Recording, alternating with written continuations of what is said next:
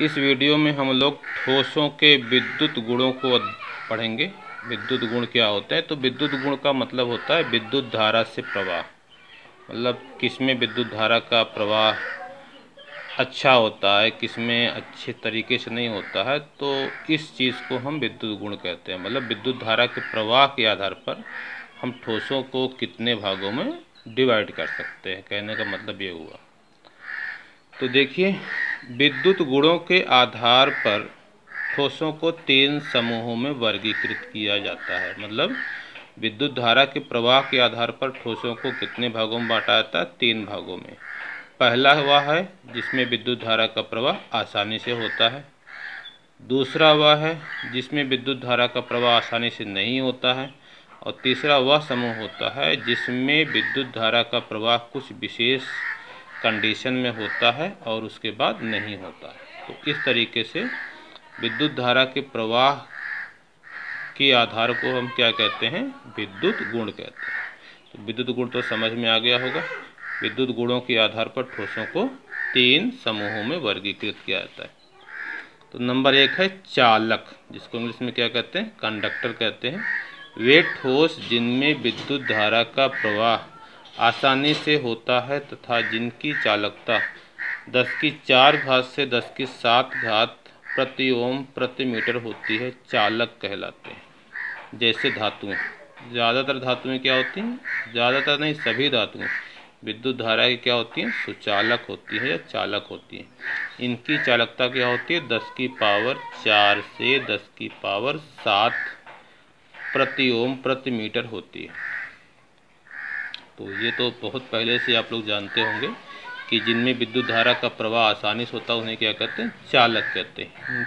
चालकता के बारे में फिजिक्स का टॉपिक है, इसको फिजिक्स में आप लोग पढ़ेंगे कि चालकता क्या होती है। यहाँ पर बस आपको याद रखना है कि जो चालक होते हैं उनकी चालकता 10 की 4 घात से 10 की 7 घात प्रति ओम प्रति मीटर होती है। दूसरा होता है विद्युत रोधी या कुचालक। वे ठोस जिनमें विद्युत धारा का प्रवाह आसानी से नहीं होता है तथा जिनकी चालकता 10 की पावर -20 से 10 की पावर -10 प्रति ओम प्रति मीटर होती है, विद्युत रोधी या कुचालक कहलाते हैं। जिनकी चालकता क्या होती है? 10 की पावर -20 से 10 की पावर -10 प्रति ओम प्रति मीटर होती है, उन्हें क्या कहते हैं? विद्युत रोधी या कुचालक कहते हैं। जैसे लकड़ी, कागज, रबर आदि। तो जो कुचालक होते हैं उनमें विद्युत धारा का प्रवाह आसानी से नहीं होता, उनकी चालकता क्या होती है? इसको याद रखना, 10 की पावर -20 10 की पावर -10 तक होती है। एग्जाम्पल तो मैंने लिखा ही है, लकड़ी, कागज, रबर, प्लास्टिक आदि। तीसरा है अर्धचालक। ये मुझे यहीं लिखना चाहिए था लेकिन मैं नहीं लिख पाया था, उसके पहले परिभाषा ही लिख दिया था। वे ठोस जो चालक तथा अचालक दोनों की भांति व्यवहार करते हैं, अर्धचालक कहलाते हैं। मतलब कि जब टेम्परेचर कम होता है तब तो यह अचालक या कुचालक की भांति व्यवहार करते हैं। टेम्परेचर को बढ़ाने पर वो चालक की भांति व्यवहार करने लगते हैं, तो उन्हें क्या कहते हैं? अर्धचालक कहते हैं। इनकी चालकता 10 की पावर -6 से 10 की पावर 4 प्रति ओम प्रति मीटर होती है। ये याद रखना है, अर्धचालक की चालकता कितनी होती है? 10 की पावर -6 से 10 की पावर 4 प्रति ओम प्रति मीटर होती है। जैसे सिलिकॉन, कार्बन परिवार का तत्व है, जर्मेनियम आदि। तो ये जो सिलिकॉन और जर्मेनियम है ये समूह 14 के तत्व हैं कार्बन फैमिली के। तो ये क्या होते हैं? अर्धचालक होते हैं। तो आप लोगों ने चालक, कुचालक और अर्धचालक इसके बारे में समझ लिया है। अब हम लोग समझेंगे कि बैंड सिद्धांत क्या होता है, फिर हम समझेंगे बैंड सिद्धांत के आधार पर चालक, कुचालक और अर्धचालक किसे कहते हैं, उसको कैसे हम परिभाषित करते हैं। तो बैंड सिद्धांत सबसे पहले समझिए। बैंड का मतलब होता है समूह। देखिए, जब आपको मैं केमिकल बॉन्डिंग पढ़ा रहा था तो वहाँ पर मैंने अणु कक्षक सिद्धांत पढ़ाया होगा कि जब 2 परमाणु आपस में मिलते हैं तो उनके परमाणु कक्षक आपस में मिलकर अणु कक्षक बनाते हैं।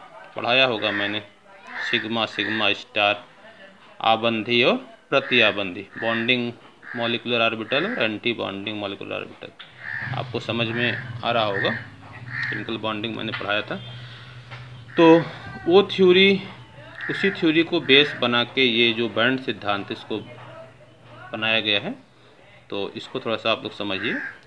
ठोसों के परमाणु कक्षक आपस में मिलकर अणु कक्षक बना लेते हैं। ये चीज़ कहाँ से ली गई है? अणु कक्षक सिद्धांत से ली गई कि परमाणु कक्षक क्या होते हैं, आपस में मिलकर पहले क्या बनाते हैं? अणु कक्षक बनाते हैं। यह अणु कक्षक आपस में मिलकर ऊर्जा बैंड बना लेते हैं। ऊर्जा बैंड का मतलब होता है ऊर्जा का एक समूह बना लेते हैं।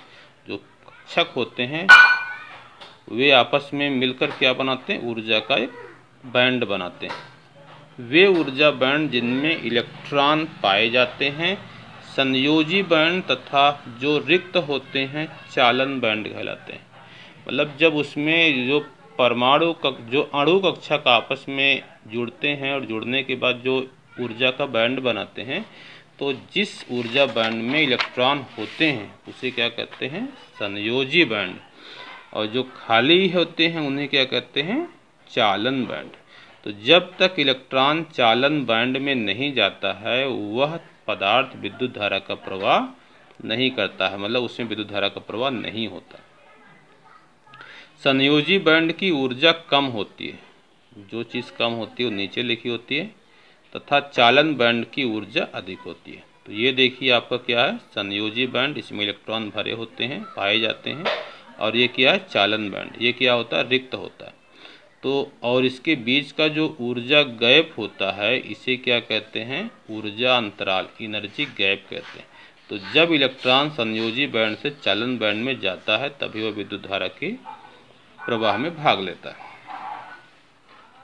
तो अब हम लोग समझने जा रहे हैं कि बैंड सिद्धांत के आधार पर चालक, अर्धचालक और कुचालक किसे कहते हैं।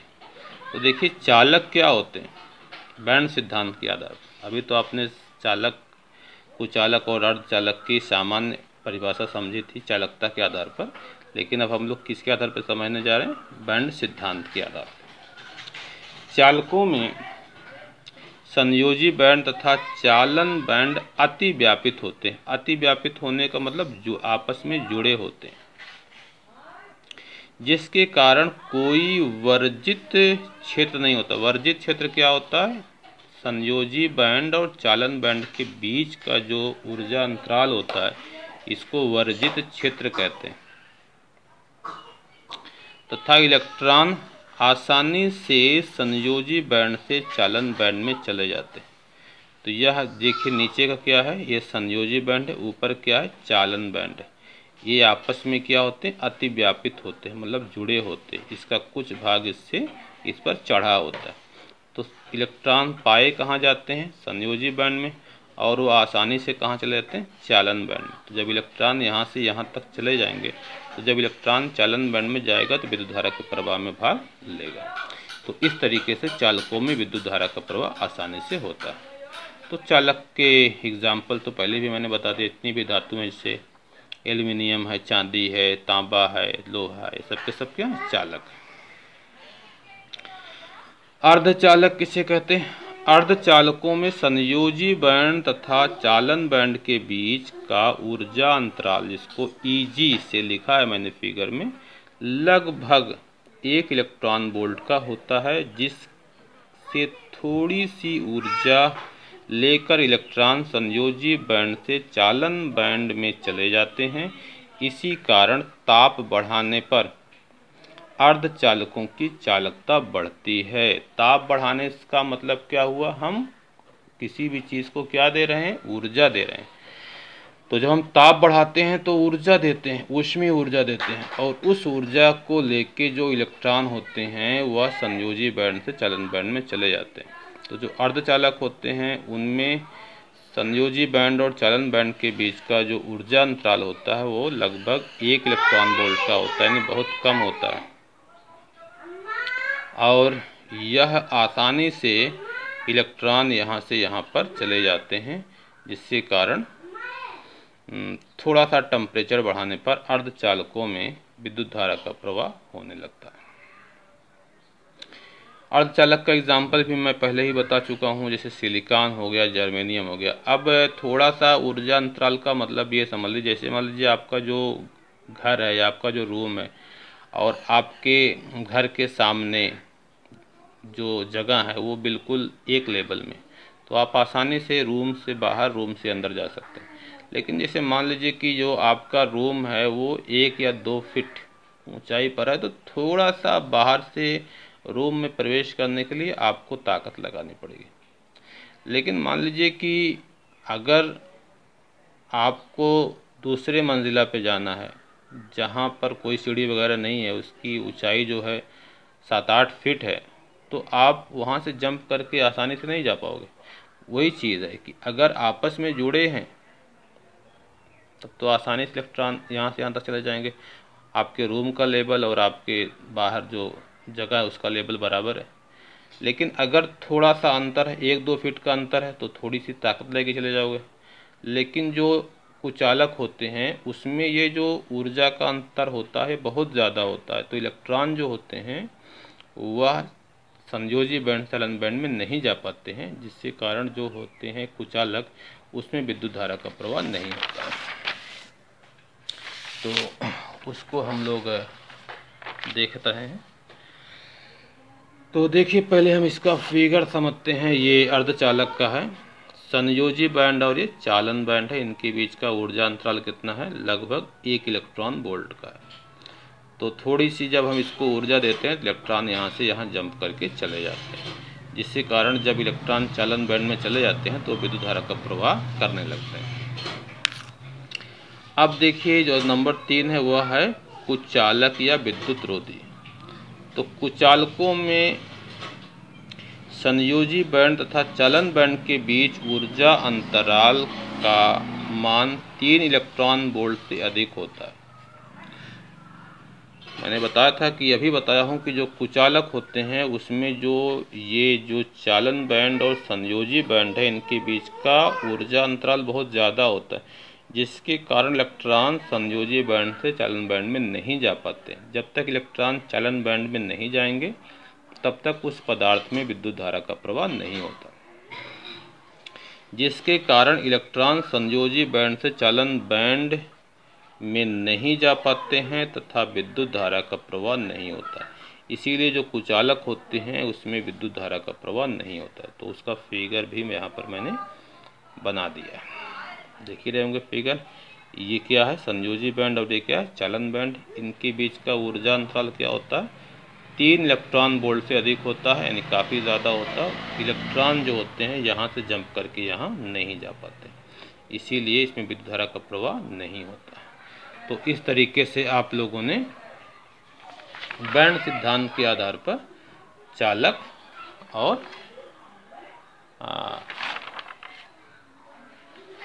कुचालक और अर्धचालक को समझ लिए। अब हम लोग थोड़ा सा और इसमें समझेंगे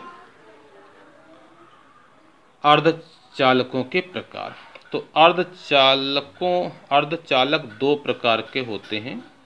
नंबर 1 होता है नैज अर्धचालक। नैज का मतलब होता है शुद्ध।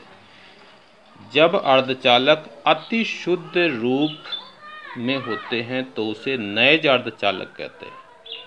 जैसे सिलिकॉन और जर्मेनियम, मतलब शुद्ध सिलिकॉन और शुद्ध जर्मेनियम का अगर क्रिस्टल है तो उसे क्या कहेंगे? नैज अर्धचालक कहेंगे। लेकिन जो नैज अर्धचालक होते हैं उसमें विद्युत धारा का प्रवाह आसानी से नहीं होता है। उसमें विद्युत धारा का प्रवाह अगर हमको करना है तो उसके लिए हमें क्या करना पड़ेगा? टेम्परेचर बढ़ाना पड़ेगा, ताकि इलेक्ट्रॉन जो है वो संयोजी बैंड से चालन बैंड में जाएं और विद्युत धारा का प्रवाह हो सके। तो नैज अर्धचालक क्या होते हैं? अर्धचालक की अति शुद्ध अवस्था को, बहुत ज़्यादा शुद्ध हो तो उसको क्या कहेंगे? नैज अर्धचालक। नंबर 2 होता है बाह्य अर्धचालक।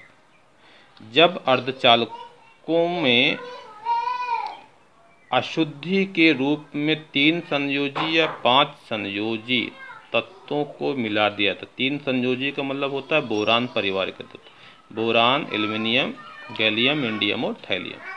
5 संयोजी का मतलब नाइट्रोजन परिवार के तत्व। नाइट्रोजन तो गैस, उसको क्या मिलाएंगे? हमें ठोस को मिलाना है, यानी फास्फोरस, आर्सेनिक, एंटीमनी आदि को मिलाते हैं। मिलाया जाता है तो इस प्रकार बाह्य अर्धचालक कहते हैं। तो जो बनता है उसे क्या कहते हैं? बाह्य अर्धचालक। यह दो प्रकार के होते हैं। तो दो प्रकार के बाह्य अर्धचालक क्या होते हैं उसको समझिए। बाह्य अर्धचालक का जो पहला प्रकार है यन प्रकार अर्धचालक। यन प्रकार अर्धचालक किसे कहते हैं? जब शुद्ध अर्धचालक में अशुद्धि के रूप में 5 संयोजी पदार्थ जैसे फास्फोरस, आर्सेनिक आदि को मिलाया जाता है तो उससे क्या कहते हैं? एन प्रकार अर्धचालक कहते हैं। तो देखिए मैंने लिखा भी है, जब शुद्ध अर्धचालकों में अशुद्धि के रूप में 5 संयोजी तत्वों जैसे फास्फोरस, आर्सेनिक आदि को मिलाया जाता है तो इसे यन प्रकार अर्धचालक कहते हैं। यन प्रकार अर्धचालकों में विद्युत धारा का प्रवाह इलेक्ट्रॉनों के द्वारा होता है। किसके द्वारा होता है? इलेक्ट्रॉनों के द्वारा होता है। जैसे देखिए फास्फोरस के बाहरी कोश में 5 इलेक्ट्रॉन होते हैं। अब शुद्ध सिलिकॉन में एक परमाणु देखिए फास्फोरस का आ गया, इसको देखिएगा। तो ये सिलिकॉन के चारों तरफ 4 इलेक्ट्रॉन है। एक इलेक्ट्रॉन इससे बॉन्ड बना लिया, फास्फोरस का एक इलेक्ट्रॉन यहाँ बॉन्ड बना लिया, एक इलेक्ट्रॉन यहाँ बॉन्ड बना, एक इलेक्ट्रॉन इधर बॉन्ड बना लिया। तो फास्फोरस के 4 इलेक्ट्रॉन तो कहाँ चले गए? बॉन्ड बनाने में चले गए। एक इलेक्ट्रॉन फास्फोरस का बचता है और यही इलेक्ट्रॉन विद्युत धारा के प्रवाह में भाग लेता है। तो यह एन प्रकार अर्धचालक या एन टाइप अर्धचालक का जो क्रिस्टल होता है उसका फिगर है। इसे आप फिजिक्स में डिटेल से पढ़ेंगे। यहाँ पर भी मैंने समझाने की कोशिश किया, केवल एक परमाणु फास्फोरस का है, बाकी सब क्या है? सिलिकॉन है। सिलिकॉन के 4 इलेक्ट्रॉन होते हैं, वो अगले सिलिकॉन के साथ में बॉन्ड बनाए हैं। और इधर जो है वो बॉन्ड दिखाया गया कि इधर आगे बॉन्ड बना हुआ, इधर भी बॉन्ड आगे बना हुआ। इसे आप बना लीजिएगा।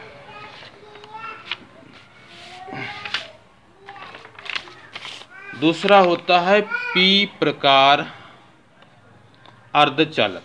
जब शुद्ध अर्धचालकों में अशुद्धि के रूप में 3 संयोजी तत्व जैसे बोरान, एल्यूमिनियम आदि को मिलाया जाता है तो उसे पी प्रकार अर्धचालक कहते हैं।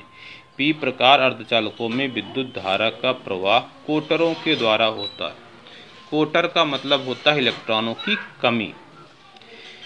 अब जैसे ये पूरा का पूरा सिलिकॉन का क्रिस्टल है, इसमें मैंने एक एटम किसका डाल दिया है? एल्यूमिनियम का। तो एल्यूमिनियम के बाहरी कोश में कितने इलेक्ट्रॉन होंगे? 3 इलेक्ट्रॉन होंगे। एक इलेक्ट्रॉन इधर सिलिकॉन से बॉन्ड बनाएगा, एक इलेक्ट्रॉन इधर सिलिकॉन से बॉन्ड बनाएगा, एक इधर सिलिकॉन से बॉन्ड बनाएगा।